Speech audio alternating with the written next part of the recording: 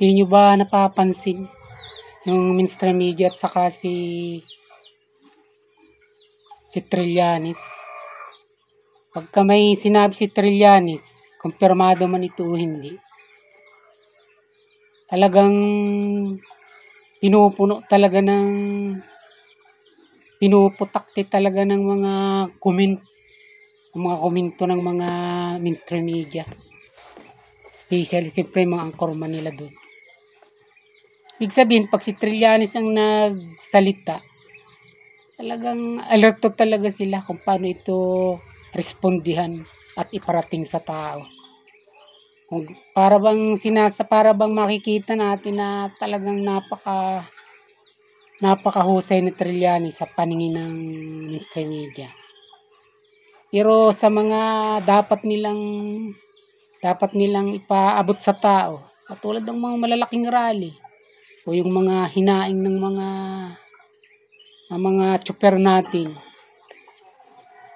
na talagang malakas ang kanilang panawagan na dapat tuluyan ng ibasura yung sinusulong na modernization, EUV modernization.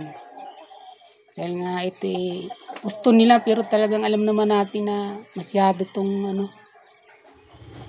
tong mabigat para sa kanila.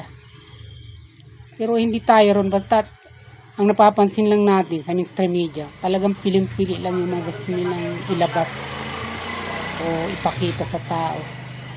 Ganun na sila ngayon. O katulad nga ng mga rally na malalaki, hindi ba? Nung una, sa mga administrasyon ng mga napapagdaanan ko rin yung kunting rally lang ng mga makakaliwa, ng mga aktivista. Kahit 10 lang yan, yung mga placard, narin kaagad yung mga media dyan, kinocover kaagad nila.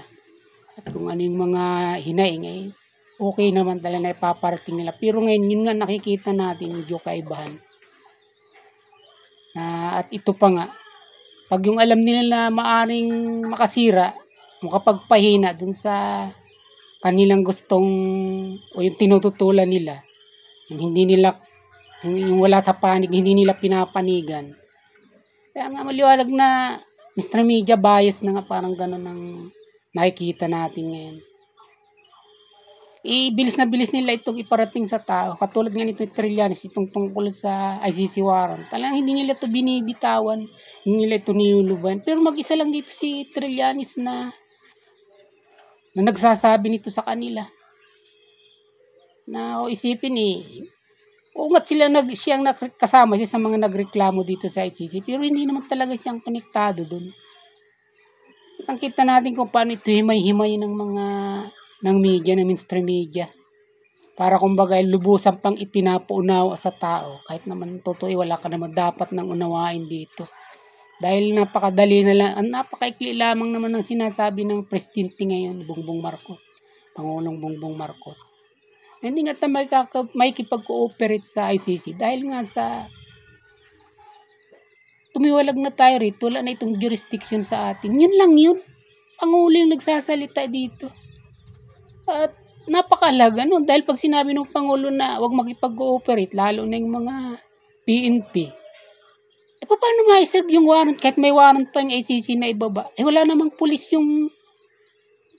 police power yung ICC. Alam ito. Siyempre, yung mga abogado, katulad nitong ICC Assistant to Counsel na si Attorney Ma'am Conti ang kanyang apelyido. Ang galing tumalakay. Pero mukhang kinakaligtaan niya na kahit may mga ganun, hindi naman talaga po pwede. Dahil ngayon Pangulo, hindi nakikipag-cooperate dito at paulit-ulit na itinatanggi na hindi talaga ito nakikipagtulungan sa anumang uri ng investigasyon ng ICC. Pero hindi nila ito pinapansin. Talagang tuloy-tuloy pa rin sila na talagang sila, ang tingin ko talaga sa kanila, sila yung talagang number 1 blockers, mind readers ng mga ordinaryong tao. Parang ganito ang nakikita natin sa kanila. Na talagang hindi baling may mga ganong sinasabi ang Pangulong Marcos. Basta yung kanila, ibibigyan din nila ito sa isipan ng tao na ang Duterte talagang masamang tao at kaya nga dyan parating ICC, hindi dapat tumawala sa isip ng tao. Kaya ito hindi nila binibitawan. At ang katotohanan, wala naman talaga mangyayari. Magpangulo sila at maniniwala ako na mangyayari yung kanilang sinusulong na yan. Pero sa panahon ito, alam naman natin nag-iingay lang at tulad nga ng sabi ni Senator Bato, puro lang ngak-ngak daldal. Tagal na nga niya iniintay ang ICC. O, hindi ba? Kaya nga nasasabi natin na itong mainstream media at saka si Trillanes ay maliwanag na nagsasabuatan ito. Nagsasabuatan saan? Para iligaw yung isipan ng mga tao. Especially, kita nyo na no midterm election. Kaya kung ano yung naglalaro sa guni-guni, may itiman o mapuputing balak na yun, may itim na buti na yun, talagang ginagawa nila para makahanig ng boto ngayong midterm election. Yan lang katotohanan nito na ayaw bumitaw. Kaya alam naman natin na unawaan naman nila ito na walang jurisdiction ang ICC sa atin sa panahon ito. Lalo pat ganito ang mga binibitawang statement ng ating Pangulo, si Pangulong Bongbong Marcos.